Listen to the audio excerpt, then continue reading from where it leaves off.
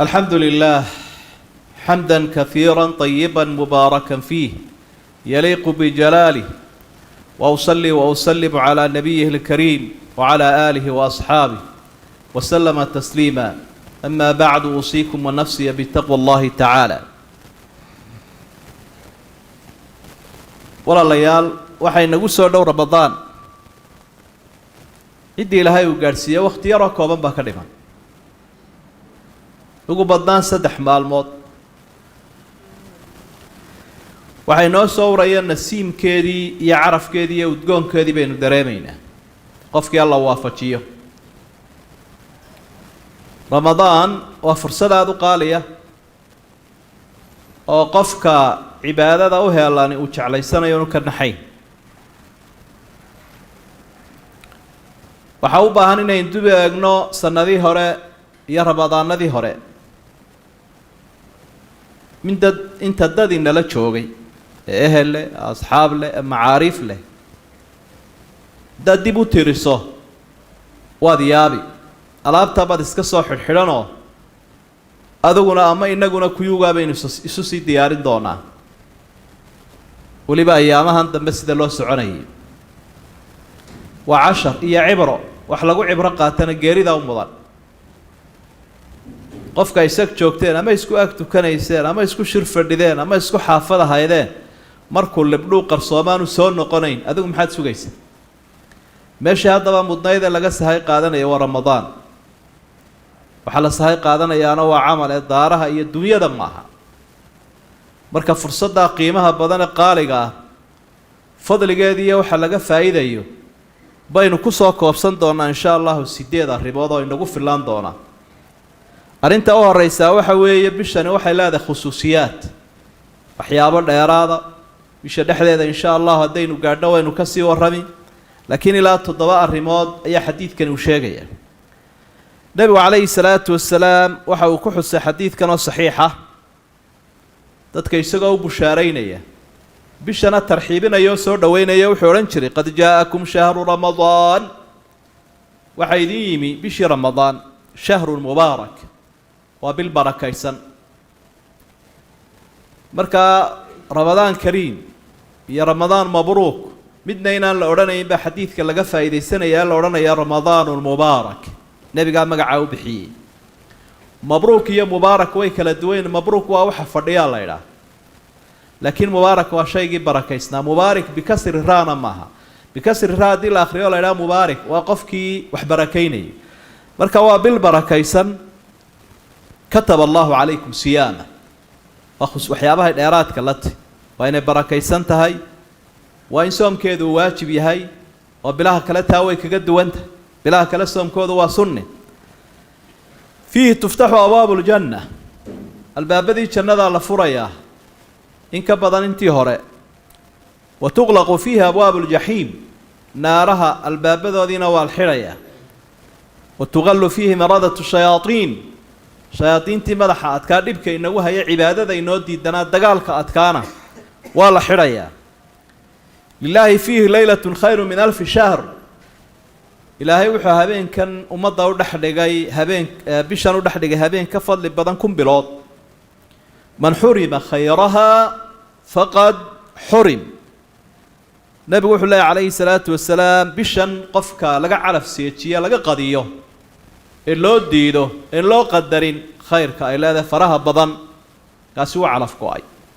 marka arrimahaasoo dhan buu nebigu ku yaboohay calayhi salaatu wasalaam. marka intaasoo arrimood kol hadday bilihii kaga duwanta inaynu isha si gaara ugu haynaa oo inuu han weynaanaa wax weyn wey. qodobka labaad waa sababaha lagu dhaafo dembiyada. innagana waxay noogu darani waa dembigeenna, oo cid kaloon ilaahay ahayn oo inaga dhaafaysa aanay jirin. rasuulku sala allahu calayhi wasalam xadiid waxa uu ku yiri saxiix muslim ku sugan, alsalawaatu alkhams waljumucatu ila aljumuca waramadaanu ilaa ramadaan mukafiraatu lima baynahun majtunibat alkabaa'ir. salaadaha 5 ah iyo 2 jumce iyo 2 ramadaan inta u dhexdhexaysa ilaahay wuu ku dhaafaa dembiga. macnaha ramadaantii hore wixii ka dambeeyey ilaahay tanuu inaga dhaafaya insha allahu tacaala. dembiyada waaweyn haddii laga durka buu nebigu yidhi, dembiyada waaweyna waynu ka toobad keenaynaa. arrinta saddexaad ee bishani fadli ay leedahay si aynu ugu dhiiranayn u jeclaysanno waxaa ka mid ah inuu soomkii noqonayo ilaahay hortiisa mid inooga ergeeya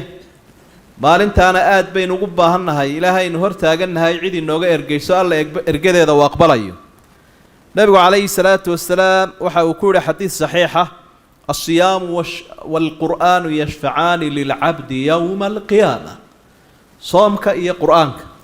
labadaasiba addoonka way u shafaaco qaadayaan way u ergeynayaan ilaahay bay uga ergeynayaan maalinta qiyaamaha mid waliba gaarkiisu u doodayaayo soomkii wuxuu leeyahay ilaahayow waxaan u diiday qofkan cunadiisii iyo rabitaankiisa qur-aankiina wuxuu leeyahay hurdadii baan u diiday habeenkii oo dhan buu akhriyay oo uu igu soo jeeday rasuulku wuxuu leeyahay sala allahu calayhi wasalam fayushafacaan waa laga erga aqbalaya camalkaa saalixa aynu ilaahay ugu tawasulayna inuu ugu dhowaanayna markuu inoo ergeeyo ilaahay baa ka aqbalaya ergada wax lagu ididiisho qaaliya wey cibaadadan iyada ah waxay leedahay dheeraad uu nebigu sheegay calayhi salaatu wasalaam addoomaha ku dadaala caanka ku ana casuumad gaaruu ilaahay u fidinayaa maalintuu awliyadiisa jannada geynayo nebigu waxa uu ku yihi calayhi salaatu wasalaam xadiidkii saxiixa ahaa jannada waxaa ku yaalla albaab la ydhaa rayaan waxaa ka gala keliya dadka soomka caanka ku ah markay galaanay ku dhammaadaanna waa loo xidhaa macnuu si gaaray u casuuman yihin maadaamuu camalkoodu ahaa mid khaasa oo sii khaasoo iyagii ilaahay una isla ogaayeen cibaadadan fadligeeda waxaa ka mid ah nebigu wuxuu sheegay calayhi salaatu wasalaam ama aan nidhaahna waa habaaray rasuulka iyo malakul jibriilba cidda bishan ka calafkooda ee ka faa'iidaysan weyda ee meel baa soo daran oo kale u kacda malagu nebiga calayhi salaatu wasalaam waxa uu sheegay oo uu ku yidhi 3 jeer buu aamiin dhe yidhi nebiga aamiin dhe aamiin dhe qofka ramadaan u soo gasheen soomin ama nebi maxamed maqleen ku saliin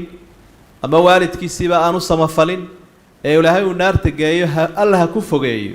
aamiin dhe nebiguna aamiin buu yidhi mid loo ergeeyaba maaha kaasi waa inkaar qabe xadiidkuna waa saxiix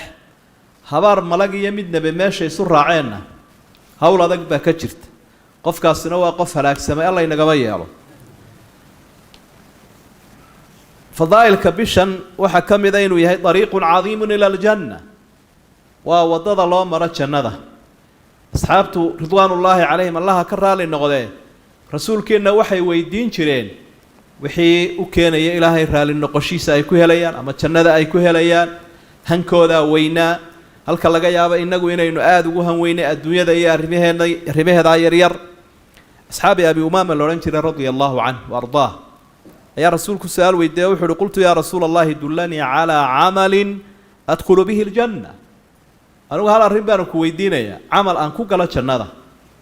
bal mid camal noocaason ku dhega unii dhiib rasuulku sala allahu calayhi wasalam wuu soo gaabiye wuxuu ihi calayka bisawmi fa innahu laa midla lah waxaad ku dadaashaa soomka wax la midiba ma jireen asxaabiga abi umaamo la yidhaahdo waxa uu ahaa laa yuraa fii beyti dukhaan nahaaran ilaa idaa nazala bihi dayf intaa wixii ka dambeeyey maalinkii gurigiisa dab laguma arki jirin macnaheedu waxa weye dab muu shidan jirin maalin oo dhan wuu soomanaan jirin marka marti u timaada mooyaane oo dee martidii waxay leedahay in la maamuuso oo wax loo kariyo oo la sooriyeeyo haddii aan martidaasi la joogin soomkiisuu wadan jiro habeen unbuu wax karsan jiray dee wuxuu ka ballan qaaday wuxuu nebiga calayhi salaatu wasalaam weydiiyey ee uu isaguna u sheegay soomkii faralkaa iyo kii sunnaa labadaba waa noqonaya soomku waa kafaaratu lilmukhaalafaati walixinfi lyamiin dhaarta culus marka uu addoonku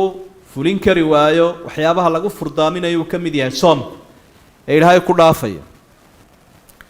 qofka dhaarta suuratulmaayida ilaahay wuxuu ku xusay inuu bixiyo raashin iyo dhar la xidho intaaba hadduu waayo ilaahay wuxuu uhi faman lam yajid fasiyaamu 3 ayaam dalika kafaaratu aymaanikum waxfaduu aymaanakum idaa xalaftum waxyaabaha hore haddii weydaan waxaa ku dadaashaan kafaara gudka dhaartu inuu noqdo 3 maalmood oo qofku uu soomo dhaartiina waxa idinka salabaynaya oo idinka safaynaya oo ilaahay idinkaga dhaafaya soomkaas baa ilaahay subxaanahu wa tacaala fadliga cibaadadan waxaa ka mid ah qofka ku dadaala annahu yakuunu min as-siddiqiina wash-shuhadaa waxa uu ka mid noqonayaa dadka ugu fadli badan addoomaha ilaahay kuwa runta badan iyo kuwa naftooda quudhay ee dagaalka gaalada ku shahiiday liiskaasunbuu ku jiraayo kuwaasunbuu la mid yahay bushaaro uu nebiguna siiyey waya calayhi salaatu wasalaam inoo sheegay xadiidkuna waa saxiix cabru bnu murra aljuhani allaha ka raali noqda ayaa wuxuu nin baa nebiga u yimi calayhi salaatu wasalaam ninkaasi su-aal buu nebiga inoo weydiiyo waxa uu leeyahay ara'ayta in shahidtu an laa ilaaha ila allah wa annaka rasuulu llah waxaad iga warantaa rasuul allah haddaan ilaahay qiro oo adiga aan qiro rabbi iyo rasuul haddaan qiro wa sallaytu salawaati alkhams 5 salaadoodna aan tukado wa addaytu zakaa wa sumtu ramadaan wa qumtu mimman ana haddaan ku dadaalo arkaanu islaamkii towxiidkii salaadii sakadii soomkii iyo sarajooggii habeenkii ilaahay loo cibaadaysanay inta haddaan ku dadaalo bal anugu qoladeen ku jiraa dad badan baa fadli diintu ay u sheegtay dadka aan liiskooda ku darmaya aan ku yidi dilanaya waa kuwe rasuulku sallallahu alayhi wasallam waxa uu yiri min as-siddiqiina wash-shuhadaa waxaad ka mid tahay dadka ilaahay quraanka ku sheegay cid la tamaniyo oo la jeclaado oo lagu yidiisho iyagu u fiican kuwa runta badan iyo kuwa shahaadada liiskooda ayaa raacaysa ilaahay wuxuu waman yudici illaaha war-rasuul فأولئك مع الذين أنعم الله عليهم من النبيين والصديقين والشهداء والصالحين وحسن أولئك رفيقا إلا للرفيقنا كوا سأونا يكسن بلاي قفك إلهي الضيعي كتلقى تنفت أن كتلقى ضدك سور راعيا جنة أولا قليا إنها سوحا يكمدين فضائل كبشة إنه سو آدن إنه سو فوله أينو إلهي كفلا إنه كسوغينا إنه قارسيو سنبضا إنه قارسيو يعاف ما القب marka waxa kale ay nala gudbani waxa weeyaan inaynu guntiga giijasano oo bishan si wanaagsan aynu waajahno soomkeeda iyo qiyaamkeeda iyo cibaadada qaybaha kala duwan in lagu akhriyo oo lagu dadaalo oo ehelka iyo ummadana lagu abaabulo sidii khayrka ay uga faa'iideysan lahaayeen waa fursad qiimo badan oo nafta lagu edbinayo caafimaadka ruuxda iyo jidhkuna uu ku jiro si ay u tamariso sanadka inta hadhay sahay wanaagsan adoonku helo اللهم أرنا الحق حقا وارزقنا اتباعه وأرنا الباطل باطلا وارزقنا اجتنابه ربنا آتنا في الدنيا حسنة وفي الآخرة حسنة وقنا عذاب النار اللهم بلغنا رمضان اللهم بلغنا رمضان بالصحة والعافية يا الله اللهم أسقنا الغيث والرحمة ولا تجعلنا من القانطين اللهم إنك كنت غفارا فأرسل السماء علينا مدرارا اللهم أرسل السماء علينا مدرارا اللهم أرسل السماء علينا مدرارا وآخر دعوانا أن الحمد لله رب العالمين وأقم الصلاة